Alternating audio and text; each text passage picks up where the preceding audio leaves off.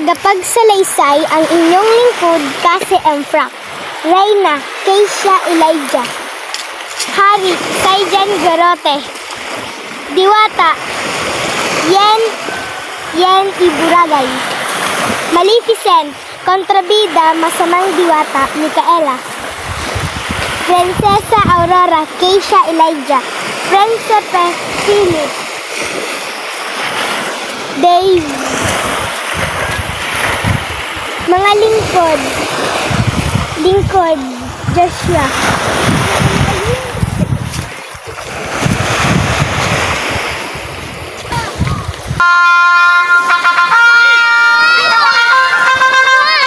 Noong unang panahon, sa isang malayong kaharian, may isang hari at reyna na matagal nang nangangarap na magkaroon ng anak. Sa wakas, ipinagkaloob sa kanila ang isang magandang sanggol na babae na pinangalanan nilang Aurora. Upang ipagdiwang ang kanyang kapanganakan, isang ingranding binyag ang inihanda at inimbitahan ang mga mahalagang tao sa buong kaharian, pati na ang isang mabuting diwata. Lumapit ang diwata. Mahal na hari at reyna, ipinagkaloob ko kay Aurora ang regalo ng kapanangakan. Kagandahan siya ay pinakamaganda sa lahat. Ngunit bigla isang hindi inaasahang bisita ang dumating. Ang masamang diwata na si Maleficent. Galit siya dahil hindi siya inimbitahan. Ang maligayang pag-isip. Ngunit bakit? Tila may nakalimutan kayo. Hindi ba dapat ako'y narito? Dahil dyan, may regalo ko para sa prinsesa. Sa kanyang ikalabing-anim ng kaarawan, matutusok ang kanyang daliri sa gulong ng paghahabi at siya ay mamamatay. Ang hari at reyna ay natakot at umiyak.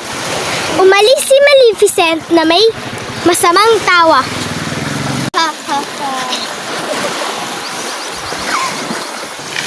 Hindi ko kayang alisin ang sumpa ni Maleficent.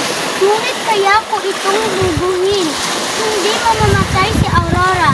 Sa halip siya ay mahuhulog sa isang malalim na pagtulog at siya lamang ang gigising sa halik ng tunay na pag-ibig. Sunugin ko ang lahat ng gulong ng panghabik sa buong kaharian.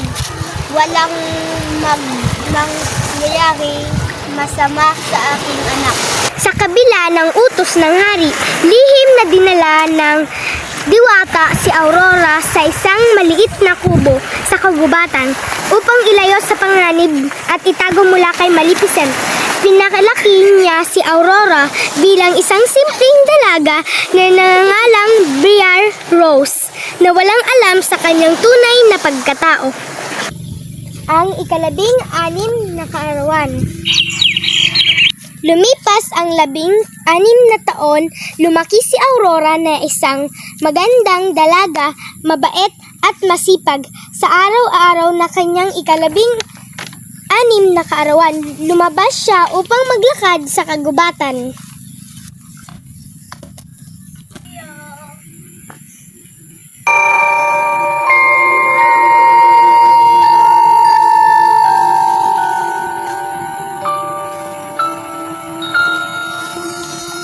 Sa panaginip ko ay ikaw ay naroon.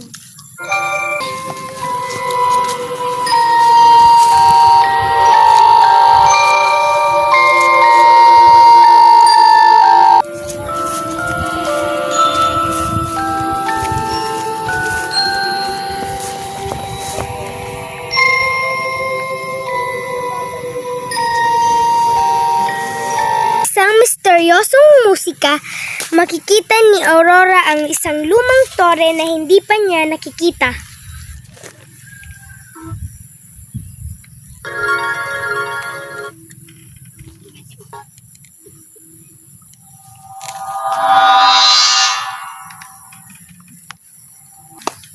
Habang naglalakad si Aurora, nakita niya ang isang lumang tore na hindi pa niya nakikita dahil sa umakyat si Aurora sa tore.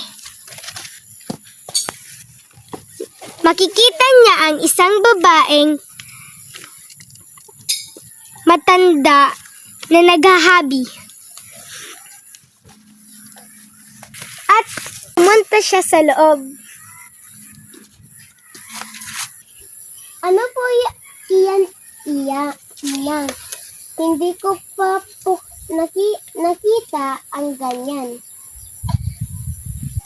Isang gulong ng paghabi. Mahal na bata, gusto mo bang subukan? Dahil sa pagka-usyoso, inabot ni Aurora ang gulong na panghabi. Sa sandaling nahawakan niya ito, natusok ang kanyang daliri.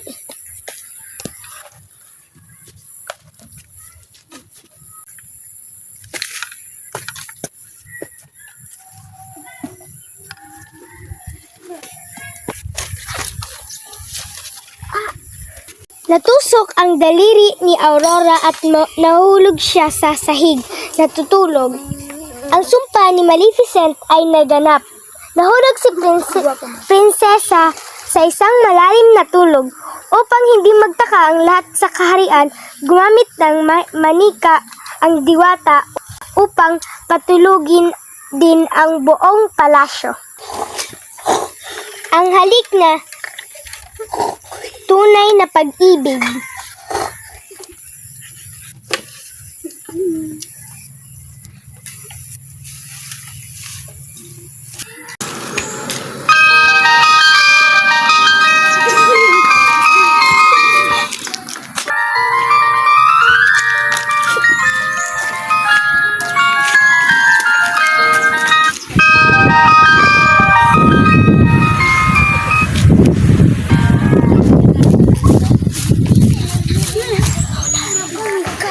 Lumipas ang maraming taon, nababalot ng makakapal na tinig at baging ang buong kastilyo na puno ng sikreto. Ngunit ang balita ng natutulog na prinsesa ay kumalat. Isang matapang na prinsipe, si Prinsipe Philip, ang nakarinig ng kwento at napasaya na hanapin ang prinsesa. Papasok si Prinsipe Philip nakasakay sa kabayo. Makatagpo niya ang mga tinik at baging at kailangan niyang makipaglaban kay Maleficent na nagsimulang naging dragon. Hinarap ni Prinsipe Philip ang maraming pagsubok kasama na ang pakikipaglaban sa nagbagong anyo na si Maleficent bilang isang malaking dragon. Sa tulong ng mga mabuting diwata, nagtagumpay siya. Matapos ang labanan kay Maleficent, nakarating siya si Philip sa kinaroroonan ni Aurora. Sa wakas, natagpuan ni Prinsipe Philip si Prinsesa Aurora na mapayapang natutulog. Kung tunay ito ang pag-ibig, sana gigising ka.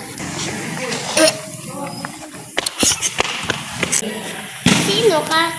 Ako si Philip, nagtagpo kayo noon sa aking paraang nabilib. Nang magising si Aurora, nagising din ang buong kaharian. Ang sumpa ay nasira. Muling nagkasama ang hari at reyna sa kanilang anak. Nagsama-sama ang hari, reyna, Aurora at si Philip. Anak ko, nagulit ka! Maraming salamat, Prinsipe Philip. Maano na! Ikinasal sina si Prinsipe Philip at Prinsesa Aurora. Nagkaroon sila ng isang maligayang buhay at ang buong kaharian ay namuhay ng mapayapa at puno ng pagmamahalan.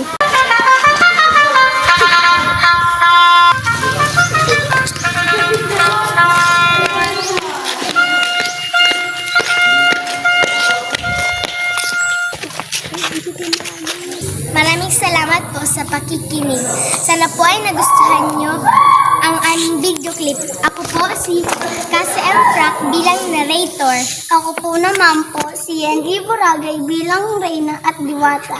Ako po si Keisha Elijah B. Peñaflor bilang Reyna at Aurora. Ako naman po si Sajan H. Garote bilang Hari. Prinsipili. Ako po si David Alcalin bilang Hari. Ako po si Micaela G. Black bilang Maleficent. Ako po si David Boracay bilang Kawan.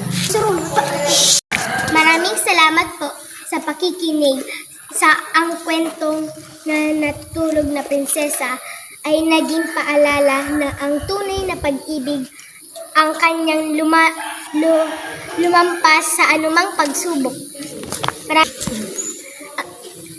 Ang kwento na natutulog na prinsesa ay naging paalala na ang tunay na pag-ibig ay kayang lumampas sa anumang pagsubok.